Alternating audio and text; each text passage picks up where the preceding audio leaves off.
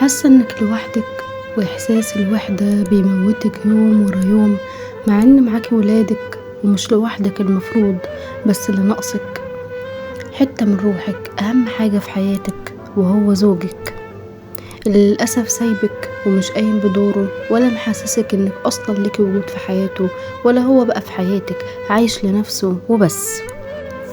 حاسة بيكي ولا يهمك، ربك موجود. هتعملي ايه؟ قادر يعدل الأحوال. ادعيله انت بس بصلاح الحال، وارمي حمولك عليه وركزي في نفسك وبس، صدقيني هو ده الحل، هترتاحي نفسيا اكتر. بصي لنفسك ولشكلك ولعلمك ولمستواكي، طوري من نفسك، حسني كده كل حاجة حواليكي، واشغلي نفسك بنفسك وبس. لو حتى مش بتشتغلي، لا اشتغلي وعفري واشغلي وقتك بشغلك واجتهادك ونجاحك وبمظهرك وشكلك الجديد. صدقيني وقتها هيرجعلك، وبكرة هتفتكري كلامي وهتدعيلي، علشان الراجل الصح ما بيحبش غير الست الصعبة الغامضة، مش المتاحة ليه طول الوقت. لو عجبك الفيديو ما تنسيش اللايك والشير والاشتراك في القناة علشان يوصلك كل جديد. سلام.